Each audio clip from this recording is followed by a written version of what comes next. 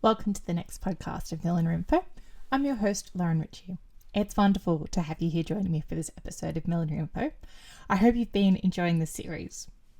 I was reflecting on what the series is doing, and for me, it's bringing some amazing world-leading milliners into, well, my ears and conversations, but hopefully your workroom. So I hope you've been enjoying the series that we've been bringing you. Today is no exception, and we welcome Anne-Tomlin into the podcast series. Thank you to our wonderful podcast sponsors for their support of this series. These include Hassocks Australia, Louise McDonald Milliner, House of Adorn, The Hat Magazine, Hatters Millinery Supplies, Lifted Millinery, Be Unique Millinery, Judith M Supply House, Hats by Lico, Hat Academy, and Millinery Australia. Thank you so much to our podcast sponsors for their support of this series.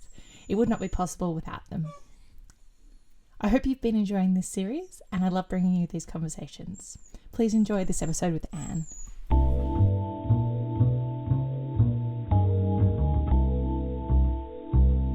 Thank you so much for joining me, Anne. It's wonderful to have you on the Millinery.Info podcast to chat about millinery and your book and so many other projects. Thank you for joining us today. Well, it's been an absolute pleasure to be invited. Thank you. I've been following the podcast for a number of years. Always enjoy people's stories. Take us back to the beginning of your creative career. Where did it all begin? Well, I didn't have arty parents, and my parents separated when I was very young. So I lived with my dad and then stepmother, and we went down to the southwest in the countryside. But I had a grandmother who just was so clever. You know, she made all her own clothes, and she had tailored suits for herself and knitted fair jumpers, made lace. And I just used to be fascinated by the detail that she was able to achieve. And I don't know, I sometimes think that I was born to be able to sew. You know, I can't remember actually when I started, but I think it's like a second language to me. I've always been able to see the detail and make whatever I want to make. It might take time to make it in the way I see it, but I've always had the ability to just capture the details of things and find the right ways of making. I had fantastic school teachers, and one of which was a textile. She set up the first textile, what we call O levels. It's the first I said GCSEs now in the UK. It's when you're 16, and then I did A level textile design. So I had this amazing beginning. You know, of a very early age, I sort of knew that I wanted to do something with textiles. It was sort of just ingrained in me very, very young, and I was very lucky. Very inspirational. You know, we just did loads of printing and making things and sewing and drawing. It was just the most fantastic. And then I went to Farnham in Surrey, where I did textile design. I did a degree in textiles, and I was fascinated by the woven fabrics. You know, there's something about weaving where you're actually constructing a fabric. Is what sort of led me to making hats.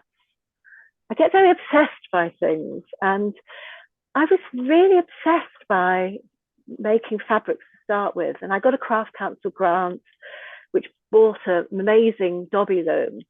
But I realized that very quickly that actually you can't just weave fabric, you know, and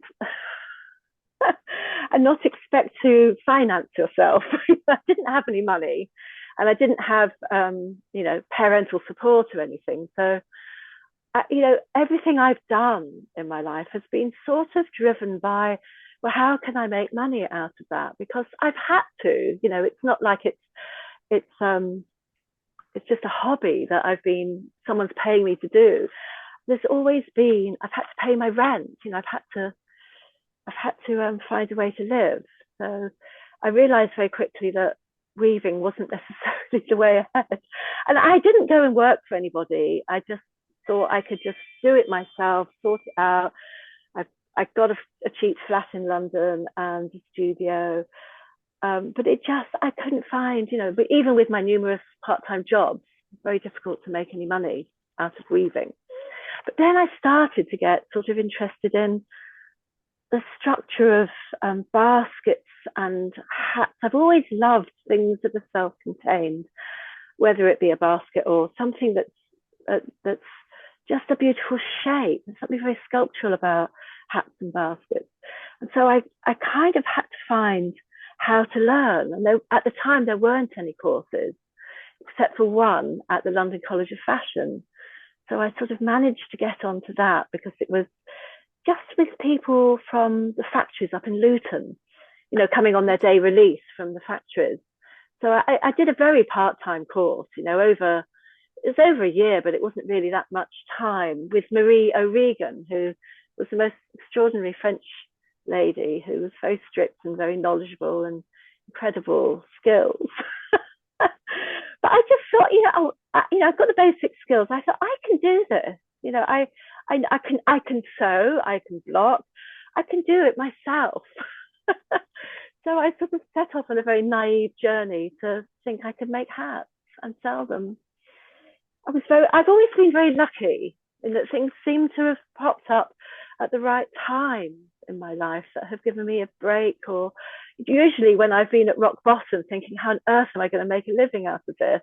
And then something's always happened. So I had a friend that worked for the Mulberry Company, and he said, well, why don't you show your designs to the designers here? So I did, and I suddenly was designing a collection for them. But, as with every milliner knows, you have to, when you make things for shops, you have to sell at wholesale, and you have to pay for your fabrics up front. There's no, unless you're a big company and you get 3 months credit, whatever, it's never really been like that with me. I've been very hand to mouth most of my life, really, with making and then selling. So, but that was, once you get a brand like that under your hat, it's just a great stepping stone to the next thing. I suddenly got sort of rather overwhelmed and had quite a few orders with no money. And that's when I said to Bridget, why don't you join me? Because we've been friends for years, and I knew she was at a sort of junction in her life, and she was wanting to understand a bit more about hats. And so I said to her, well, why don't you join me? I've got all these orders and I need some help. And I've always enjoyed her sense of humor and her, amazing ideas, although she didn't have necessarily the hat making skills, which it wasn't ideal having to show her how to sew Petershams in the middle of the night, because we were late on getting an order out. It's hard to teach somebody when you're trying to finish an order. So, but we kind of managed, and with very long hours. And then that sort of led to other things. We had Harrods and Liberties and Saks Fifth Avenue, and 30 shops or so we were selling to. But again, really, it was fun, but really tough, and I kind of burnt myself out eventually. And I was never able to do the things I really wanted to do because there was always a price tag on things, that having to make for a certain price, you have to cost everything down to the sewing of the label. It's a time consuming thing in itself when you've got 100 of them to put in. And the Bridget you mentioned there is Bridget Bailey. Yeah, Bridget Bailey, yeah. We've done a podcast together. So yes. If anyone's interested in hearing what Bridget's up to now, that's a great way to find out. But what an amazing partnership. It was, but it was tough. It was interesting, and looking back, you just generally you look at it with rose tinted glasses, don't you? Thinking, oh God, it was wonderful. We were exhibiting at the London fashion shows and selling to Japan and going to Japan 3 times. It was a lot of hours of work and a lot of stress. And I don't really deal with stress very well. It took me a long time to realize that I was getting a lot of problems with my back and my hands, and also since 9/11, all the orders from America sort of just evaporated really. So we were struggling. There wasn't really enough room for two of us in the business, and so I decided, it wasn't on a whim. I'd sort of, when you reach a point you think, I can't carry on. I just thought, I've just got to go. So I left her with the business and everything because she wanted to carry on. I could hardly say I want half of it because she wanted to carry on. So, and I was in so much pain and difficulties with my back. I just needed to get away. It was a junction of, I thought maybe I would never return to making anything ever again, actually. Came down to the country, and I live in West Sussex with my husband, and we had dogs, and it was a sort of breathing space for me. It took me a number of years to kind of get myself back together. I think I went through all the other options of being a Pilates teacher to, I don't know, all sorts of things I was thinking that maybe I could do, but actually making things was what I loved. But seeing some exhibitions and reading about designers, I don't know, I think I just needed some time to regroup. And it was tough losing my identity. I really struggled with that because I'd been part of a partnership and a hat maker and a well-known hat maker for a number of years, and to suddenly not have that was actually quite hard. I'm not sure how.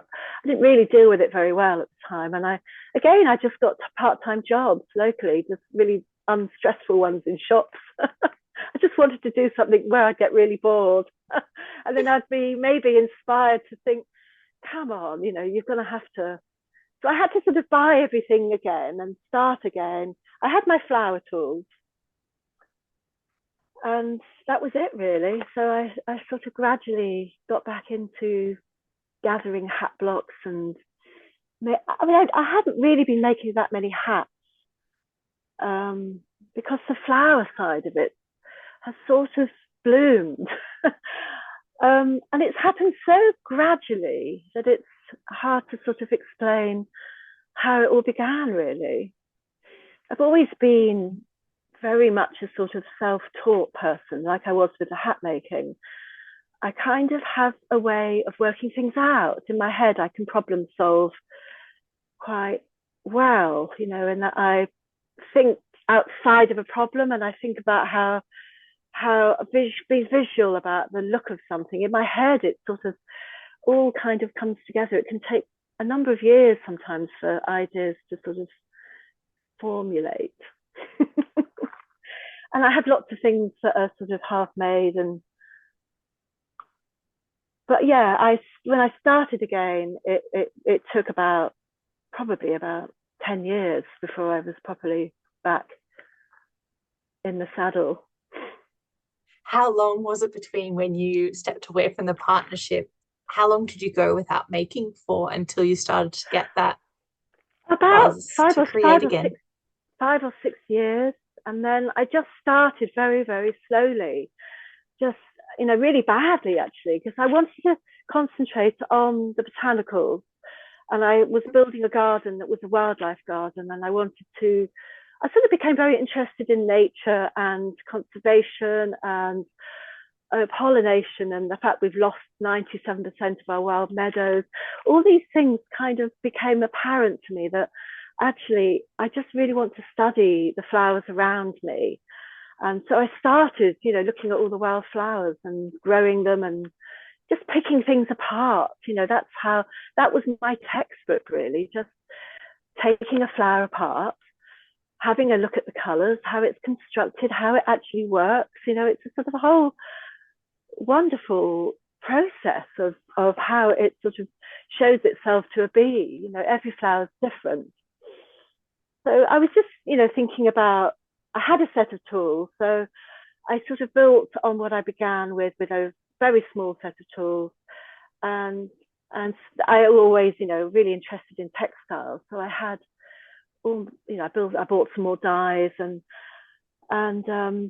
fabrics, and I've always been a bit of a magpie, so I've got boxes of fabrics and antique ones, and so it was just a very slow getting back into making again.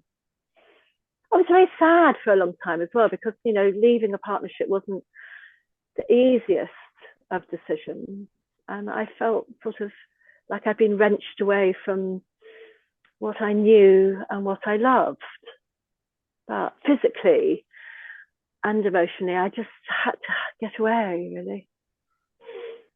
The churn of, particularly in a wholesale environment, like you mentioned, making for a particular price and then it maybe not being what your direction is, you would naturally be drawn to, and responding to more of a brief scenario is a different game to play. Yes. And I wanted to make the things I've always wanted to make, to the degree of detail, because that's always been what I've loved. But because it was impossible to make that sort of thing for a hat and then sell, and that's always been the dilemma with hats, is that people don't necessarily respect the workmanship, because it's almost the last thing that someone buys when they're buying an outfit. The hat's the last thing that they buy. So I've always felt that there was a bit of a problem with, I couldn't make that amount of work that I wanted to make to go on a hat. So I started sort of specializing in just looking at flowers and looking at the detail and just giving myself the time to do it. In a way that I felt happy with, but that these things are not overnight successes. Didn't someone say that overnight success takes 10 years? I think there is something definitely in that. People often see the final thing, and they don't see what you've gone through to get to that. So I've had to sort of say goodbye to the hats. Although what I'm enjoying these days are collaborations, and I'm working with Jane Taylor, who's a hat maker in London, and because she's able to sell at a price, I'm able to sell her my flowers and still be happy with what I get for them. So we've got a wonderful thing going in just an aspect of what she does, but with her private clients and with royalty and the various other people that she makes for. We have a lovely sort of relationship that's based on trust and understanding of the lines of her hats are so beautiful, and they're very simple, that somehow my flowers seem to fit very nicely with that sort of couture feel. I've always been able to sew. I think it's just, I probably, maybe I could sew before I could talk. I don't know. My other job, it is another language. It probably would have been working in one of those couture houses doing very immaculate sewing, but I've never been very good at being told what to do, and I'm very much a sort of sensitive and how do I put it, sort of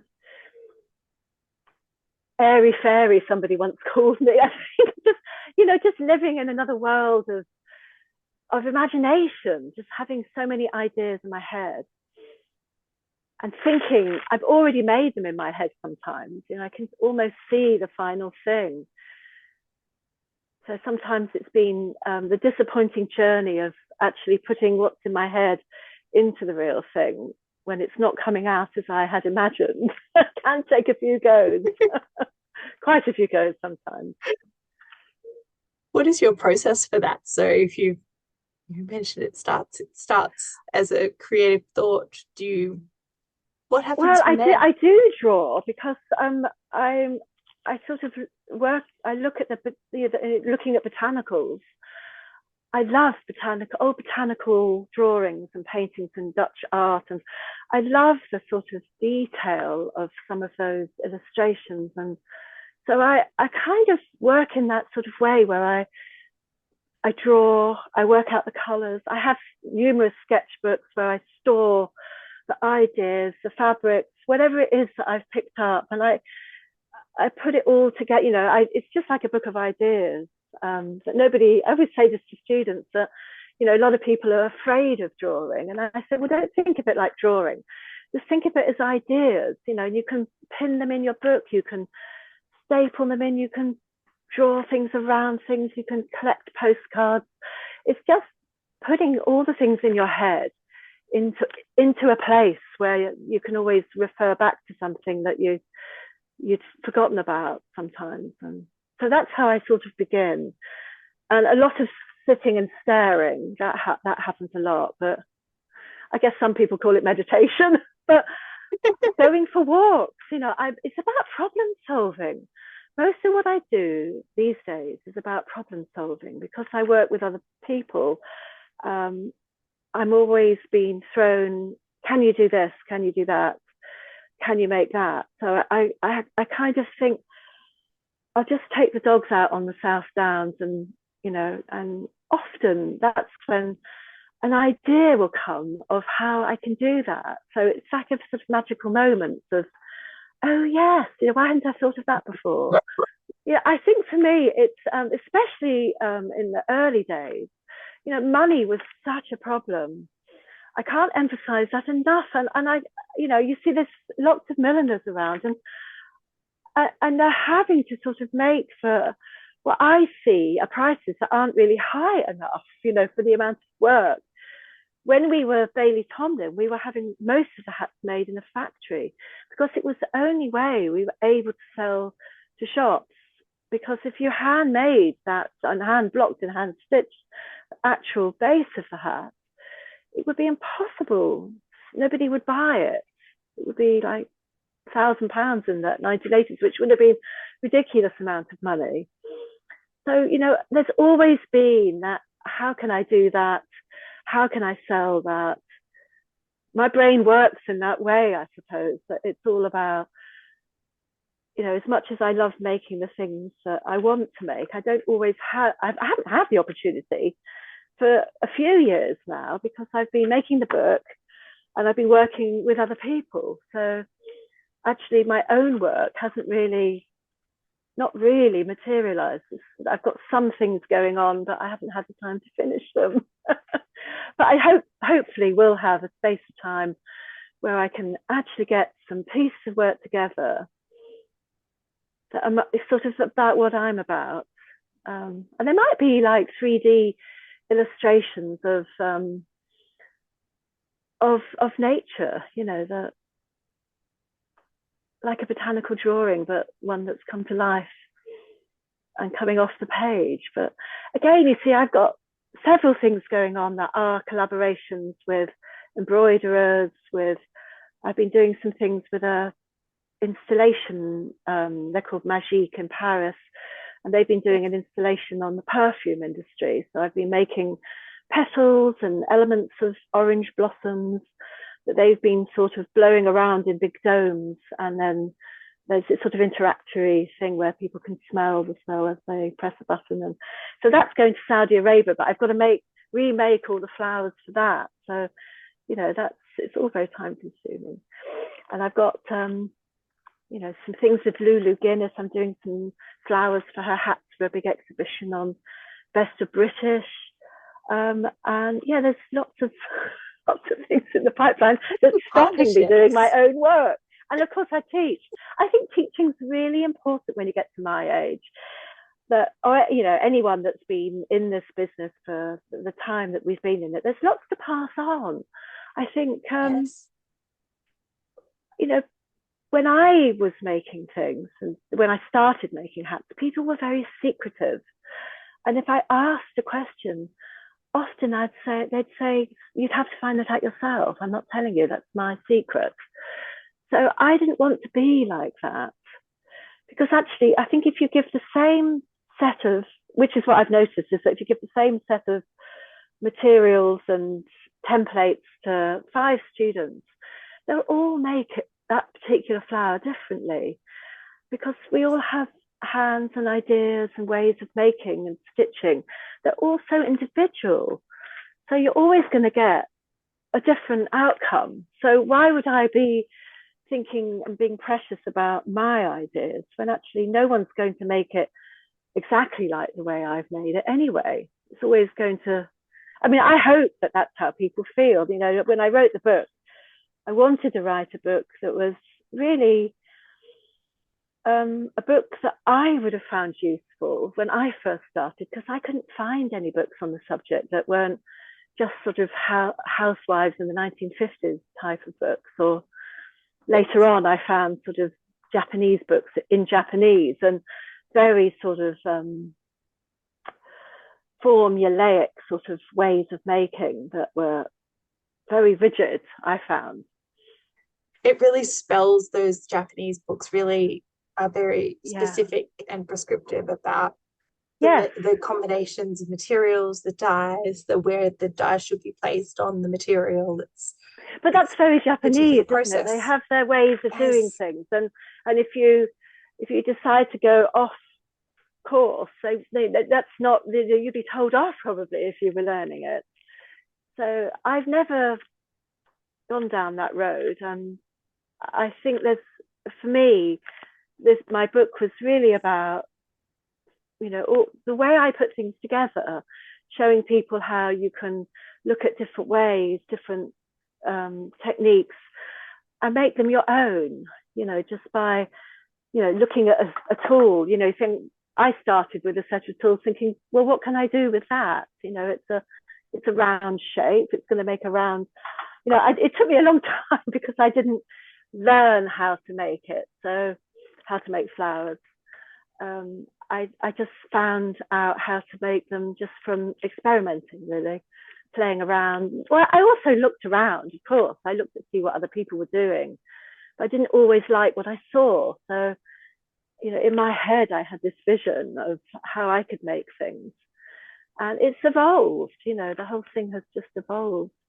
And I can't quite believe that I'm having this kind of late flowering at my age, and it's absolutely brilliant. You know, finally a culmination of where I've wanted to be really from the beginning. I finally sort of got there. Yes, I would like to have an opportunity to show my works in an environment that was just about what I did, but you know, I think that may come. You know, I feel, you know, I've been so busy with everything that's been going on with the commissions and the collaborations and the book and the teaching. There isn't much time for much else. And I think that life-work balance is really important. You know, you can't just work all the time. It's not very healthy. But I still love to earn my own money, and it's a driving force to have my own money. I've got a husband who, you know, also is a designer. But together we sort of live very simply, really, and we don't really go on holidays. My work sort of is my life, because I get up and I want to make things. You know, it's sort of part of the way I am. I've got some lovely young students that I'm really enjoying showing how to make things, you know, and I want to get them here to help them along, really. I think, you know, it's really important to give in life and to help people, and just kind of just show them what I have to help with their sort of journeys. I think that's where teaching's so important. How did the book come about? I was asked, actually. I'd been thinking about writing a book because, as I said, I just felt there wasn't a book out there that was a book that I would have found useful when I first started. There isn't one. I've looked everywhere. So I was approached by publishing company, Crowwood, and I just said yes, you know, but I had absolutely no idea about how I was going to go about it, which is why it took so long. And then the pandemic happened in the middle of it, so that wasn't very helpful. In a way, it was helpful because I had the time just to get on with it. I really had to look at my process and how I made things, and it sort of really taught me a lot about myself. It was like digging deep into what I was about and how I work. I didn't find the explaining of it very easy. I'm not a writer, so I've had to learn that. Got a fantastic app called Grammarly that was brilliant because it just, you know about Grammarly, it's fantastic. It sort of certainly do. Doesn't help you write, but it helps you present your writing in a way with the right punctuation. And because my husband's a graphic designer and typographer, he was on the case as well. So together, we were able to get the writing bit together in a way that I felt comfortable with. I didn't want it to be like a textbook, but I wanted it to be helpful and inspirational with lots of ideas that will show people that they can push those ideas somewhere else if they wanted to. Just showing all different ways of using tools and how to use dyes. People are frightened of colour. I know they are. A lot of my students feel that. And, messing around and being like you're in play school is something I always like to kind of instill in people because I think as you get older, you often are thinking of the final product rather than enjoying where you are. When you were a child, you'd just be messing around. You wouldn't be thinking about what was going to be the outcome. And I think we've forgotten that aspect of just messing around, just see what happens. What happens if you put that color with that color, and get a bit of fabric, paint a petal, see what happens. And that's how I learned, just by trial and error. And, one thing leads to another then. So it's nice to be able to sort of show a few of those things and how I work. And, I've put the templates in the back and there's all the things about all the flowers that I've grown in my garden. And, I love poetry, for instance. So there's a bit of poetry, there's a bit of thinking about the actual flowers and what they're useful for in nature. It's a whole combination of things, really. But I think we all are a combination of our past, our things we're interested in. It's what makes people who they are, isn't it? And in terms of capturing this all, is this something you did from your studio space, or how did you do that? A photographer who I've known for years. And he's a lovely man, very sensitive and really great with light. And so I asked him if he'd do the photographs. So I couldn't possibly have done them myself. I think the publishing company were expecting me to do my own photos. And actually, I was a bit sort of perfectionist about how I wanted them to look. I think if I'm making all the effort in the flowers, I need someone who knows what they're talking about to do the photographs, to give them justice, really. I didn't think I could give them justice. It would have been impossible.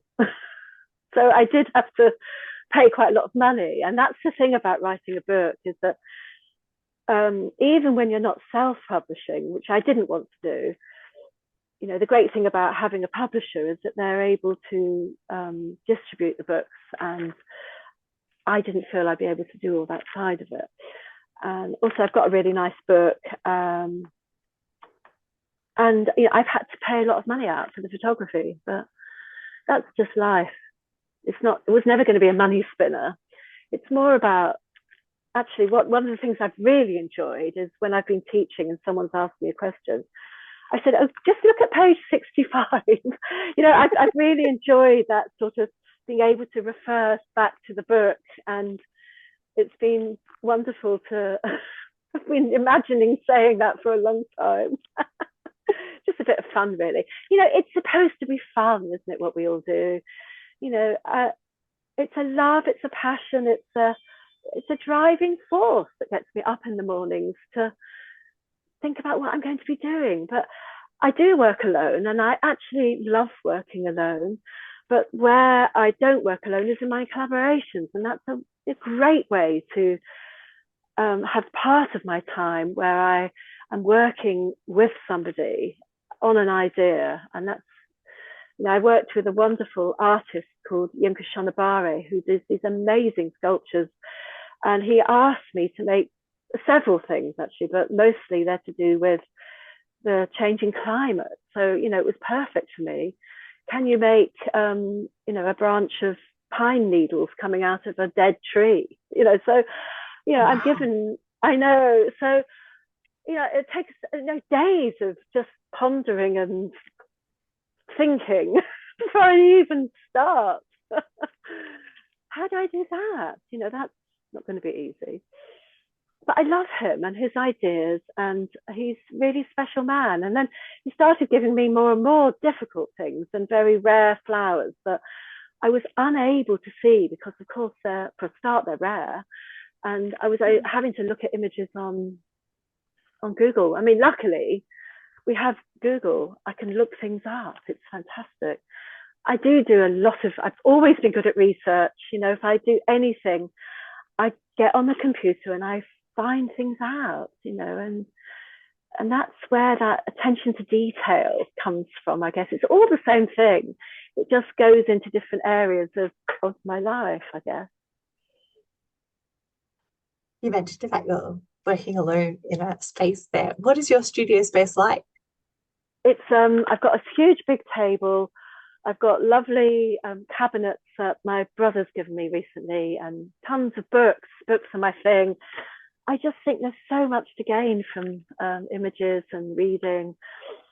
And I've got a big magnifier area down the end, because some of the work I do needs a bit of help, with it helps to sort of see the detail, like you're looking under a microscope at some aspect of a plant.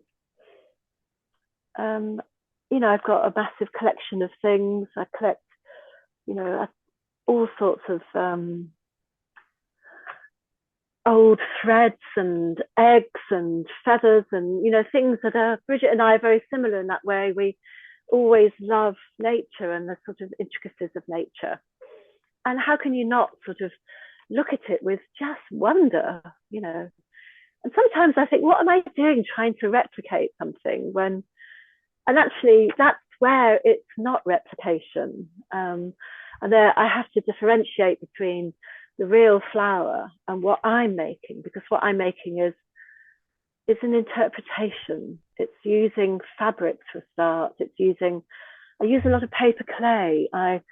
If I have to make a solid part of a flower, or different types of molding materials that mean I can have I've been making a rose recently where I've made a small vessel out of blocking over a giant flower ball tool, and I've been able to sort of mold it over, and then I've been able to put the smaller petals inside it, and then the bigger ones around it.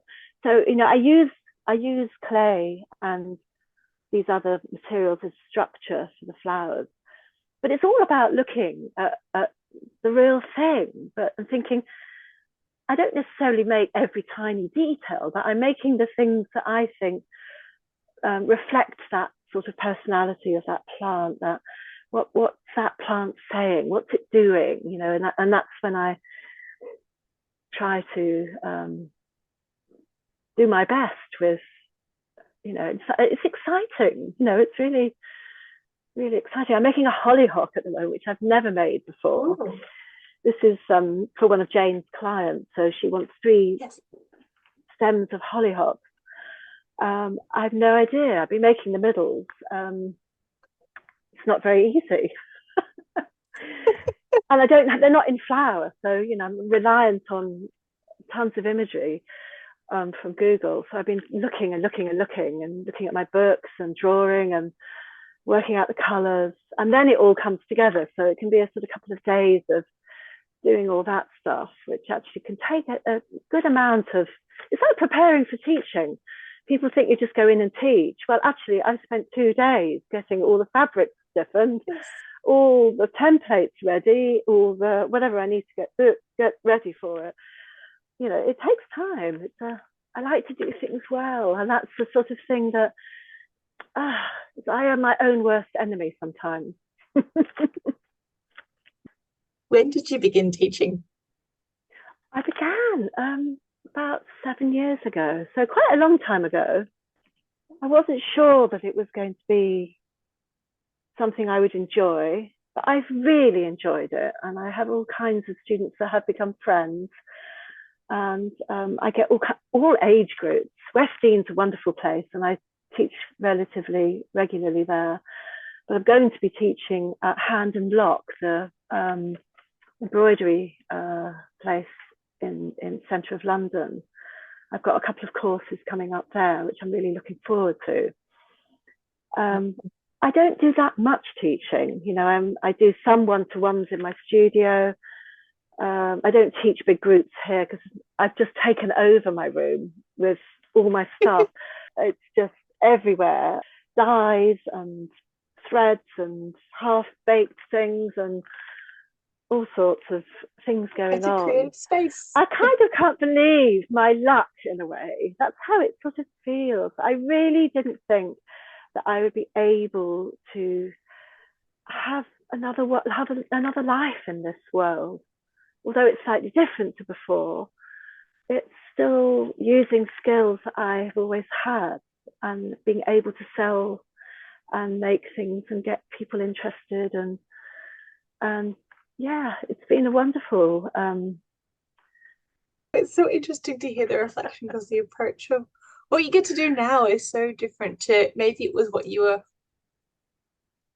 hoping. I'm not sure that's the right word. Not what you were drawn to initially, but that's not where you ended up in business, and you were drawn to the necessity, which we all have, exactly, to earn an income. And that's at that time, that's how you were able to sustain a business for so many years. If I didn't have that necessity to earn, maybe I wouldn't have had the drive to make the things, and having the deadlines is the thing that moved me on. So if you don't have what's giving you that, you know, I'm having to earn money, so I've got to do this, you know, it's essential to sort of be part of the whole process of getting better at what you do. For me, anyway, I think if I was just given free rein and a rich husband, I'm not sure. I don't know. I mean, maybe I wouldn't have the same bulk of work and necessity to it's so exciting to sell things.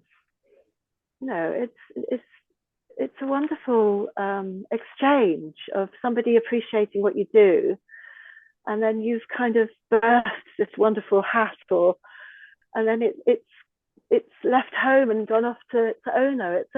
It's a wonderful process. And I will always make things to the best of my ability. And well, these days, I'm afraid I have put a price on what I make. I've had to, and I've had this conversation with a lot of other milliners and people that make things, that, you know, unless we change the way things are, people will always expect to pay much less. You know, we have to respect ourselves to be able to be respected. And it's like setting a precedent, really, if you're going to put a cheap price on something, maybe someone thinks it didn't take you very long to make. And, you know, I've got 35 years of experience. That's got a value. I can remember, I think it was Jean Muir that said that. She said, you know, someone asked her how long something took her to make, and she said, 30 years, my darling. And it's true that, you know, the experience is valuable. And so it should be, really. So I mostly get turned down because I think, well, I'm not going to make that for less than that. I'm just not interested. I get a lot of people wanting things really quickly as well, and I can't do that. So I do turn down quite a lot of work. that comes my way. I only want to do the things I'm interested in now and work with people I really like. But that takes 35 years of experience exactly. I wouldn't be and able that's a practice thing as well. It can be very challenging as a creative freelance to say that job's not for me. Maybe I'm not the right mate for this project. Yeah, and I'll always pass it on to somebody who I think would enjoy doing that. I think it's important to be generous with our skills and generous with helping people and passing things on. It's really important. What's a project you've got in the works at the moment that I'm doing working away at or got to looking get some, forward to? Roses together for Lulu Guinness's handbag in an exhibition. I'm doing the hollyhocks for Jane. I've got to remake all the Paris flowers. And amidst all that, I'm hoping to do some of my own pieces of work. I'm really interested in the sort of life and death of plants, which I started quite a long time ago, where I was making the life history of a dandelion. It started years ago, and it's a piece of work that I've had since sold. And I love that whole process of the flower from seed to death. So it is a sort of an idea that I have for, developing some things in my own work. But also, I haven't completely said goodbye to hats. And, one of the favorite pieces I made is it's sort of based on on weaving in a way, because I wove some antique straw, so I'm really interested in, it had a sort of spray of lily of the valley on it. It's in my book. But that idea, I think, has got quite a long way to go. And the other problem I have with hats is the quality of the straws nowadays are just not what they used to be. And I just love the vintage straws. So I search in charity shops for them, and I've got boxes of them. So I'm going to use some of those because they are utterly beautiful. But also, I'm going to carry on with my weavings of, putting wire between tiny braided, the old pallier straw, and hand stitching. There's something about the hand stitch that can't be replicated with a machine. I think it's why I'm so attracted to embroidery as well. I've got masses of embroidery threads, old threads, and I will use them it's another project, flowers and embroidery on something really special. You see, it goes back to, the couture things that I see, looking at the old Christian Dior exhibition and that wonderful miniature dress that was covered in flowers. I just thought, God, I could do something so lovely. I've no idea whether it would be a worn thing, but it could certainly be something that could be a piece of some sort. Maybe it's just to be in a frame or something, but I don't know. There's so many ideas. The trouble is I'm not sure of them, and they cram my head sometimes, and I end up getting back pain because I think all my focus has gone into my head and I'm having to think a bit more about my body. I've been struggling with a bit of back pain, and sometimes you have to stop and just relax. I'm really not very good at that. What do you do with an overactive brain? I don't know. It's that I think that's so interesting to hear how you document it, and it's about getting it out somehow. It has to come out. Recording that idea in some way, whether it's a scribble, a sketch, a photo that prompts a memory of an idea. That's so important as well, to give you that headspace. Definitely, because I think things that happen in our heads, and people say quite a lot how they don't know how to start something, and I think that beginning, that starting of an idea is so hard. It is the toughest point, but actually just get started. Even if it's in your sketchbook where you're maybe gathering a few fabrics together or doing a scribble or finding a leaf that you like the look of, or whatever it is, just put it all together and then shut the book. No one has to see what you've done. That's the great thing about a sketchbook. It's secret, isn't it? It's a bit like a diary that you can, like a visual diary. External dump of the brain. But I just feel extraordinarily lucky, and a day doesn't go by where I just feel quite blessed with being able to do the things. I don't know how I do the things I do. I just have an ability, and I'm just making the most of it whilst I can. And sharing it so beautifully. And I still see these amazing, yes, exactly. But I still have these visions of these amazing things in my head. So yeah, some of those have to, especially the hats. The hats are really special. They are just extraordinary conversation starters, I think. I love really beautiful hats, but I also like really quirky ones. Stephen Jones is so very good at that. Things that just say something or have some kind of conversation beginner. I think I made a robin on. I made a sort of 8 years ago a hat that has sort of based on Mary Poppins, which I adore that film. I've loved it since I was a kid, and I just wanted to make a robin, and I started sort of finding a way of fraying the silk and making an armature underneath it.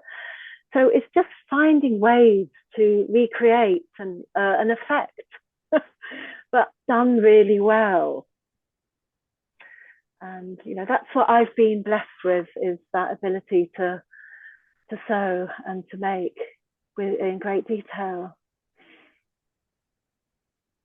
But I don't, it's not just about pretty flowers. When I say I make flowers to people, I think they probably had this idea of just making fake flowers. It sort of has a horrible connotation. It's not that. It's sculpture. It's problem solving. It's making something that's beautiful. It's taking what I see as millinery flowers to another level. Because when you look at the flowers that were made for hats from many years ago, the factories that occasionally they still make them, but they're stamped out, they're not hand painted, they're all glued together. I still use stitch. I think it's important. I do use glue, but using stitch as well, and tiny bits of embroidery, and just take it to another level and the detail. How do you get those fine lines? How do I find ways of overlaying fabrics? Where I made a butterfly where I used a whole range of fabrics that were sort of bonded together and stitched and layered, and just to create that sort of iridescent look, but also not just one flat fabric. And I think that's the thing that I see so often in millinery flower making, is that they're having to make them quickly because of the price of selling the hats. And that's the argument with flowers and hats. That's my dilemma with the whole combination of those two things. But actually my love is to make things really beautifully, and I can't help myself. Even if sometimes when I'm making for Jane, I spend far too long on it, I can't let it go without it looking really special. So I do always put in the extra mile just to make it look as good as I can. But the beauty of teaching, with having a flat piece of fabric, making that come to life is the best thing I feel when I'm showing people how to make a flower. This thing just emerges off the paper. It's the 3D suddenly from being a flat piece of fabric. It's a wonderful thing. And the use of colour, layering of colour, is something that I've really worked on. That again sort of brings the whole thing to life, I think. So although millinery flower making, I didn't want to call my book that, because it's not really. I think there's ideas that people can use Yes. to make their own flowers, but I think, making the flowers to this degree of detail and then selling, it depends how much you get for your hats, but I think probably simplification of what I do would have to happen, I guess. But that's the whole point, is that, you could look at what I do and think, oh, I'll do that slightly differently, or I'll use just one layer of fabric, or, oh, I like the way that is. I mean, I do that with things that I look at. Sometimes I think, oh, damn it, someone's done something that I thought of, but I hadn't made. But what can I do to still do what I was thinking of, but not to look like somebody else's work? And that's really important, that you don't look like somebody else's work. You might take an element of the thing that you kind of admire and then turn that into something else. So it's not the feeling of the thing, it's where you're taking it to, I think, is the most important aspect of that. We can't help but be influenced by what we see, but there's no point in replicating what somebody does, because someone's already doing it. So what's the joy to be had, or from making what someone else has already done? I think, this book is, have a look at what I do, but think, oh, I'll see how else I can do that. That would be my advice to anybody with anything, really. We have to make things our own, to bring our own personalities into, and have that sense of achievement in having it's like a light bulb moment, isn't it? When you think, oh God, that's fantastic. I love how that's come together. And generally it's just from playing around. And, you might start by doing it in the way that someone's, like in my book, start with that and then see where it takes you, because probably it will take you somewhere else. If you let the ideas come in without being too restricted by what other people are doing. Just let the ideas come through is always my advice.